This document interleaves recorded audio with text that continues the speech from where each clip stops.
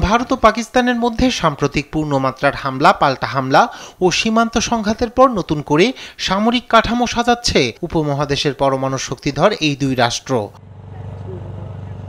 আল জাজিরার বিশ্লেষণধর্মী এক প্রতিবেদনে বলা হয়, নিজেদের প্রতিরক্ষা ব্যবস্থায় বড় ধরনের ঘাটতি আছে। ভারতের সঙ্গে সংঘাতে তা বুঝতে পেরেছে পাকিস্তান। সেই ঘাটতি পূরণ করতে পাকিস্তানের ৭৮তম স্বাধীনতা দিবসের প্রাক্কালে আর্মি রকেট ফোর্স কমান্ড নামে নতুন এক সামরিক কাঠামো ঘোষণা করেছেন দেশটির প্রধানমন্ত্রী শাহবাজ শরীফ। আজ इस मौका पर मैं आर्मी रॉकेट फोर्स कमांड की तश्कील का ऐलान करता हूं।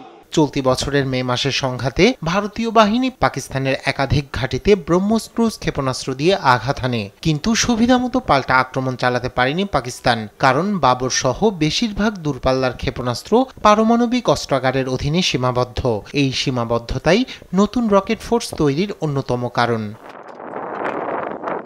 পাকিস্তানের প্রধানমন্ত্রীর ওই ঘোষণার মাত্র এক সপ্তাহ পর বঙ্গোপসাগরের তীরবর্তী পূর্বাঞ্চলীয় রাজ্য ওড়িশা থেকে অগ্নি-৫ নামের মধ্যম পাল্লার ব্যালিস্টিক ক্ষেপণাস্ত্রের পরীক্ষা চালায় ভারত। এর পাল্লা ৫,০০০ কিলোমিটার বা ৩,১০০ মাইল। তবে পাকিস্তানের ARFC গঠনের সঙ্গে ভারতের ওই ক্ষেপণাস্ত্র পরীক্ষার সরাসরি সম্পর্ক নেই বলে মনে করছেন নয়াদিল্লির সেন্টার ফর এয়ার পাওয়ার স্টাডিজের বিশেষ ফেলো মানপ্রীতি শেঠি।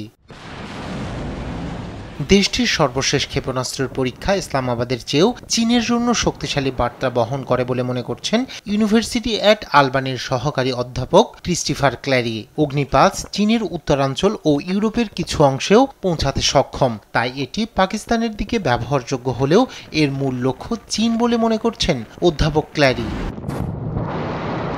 রাইহান কবির শুভ্র, নিউজ ডেস্ক, দেশ টিভি।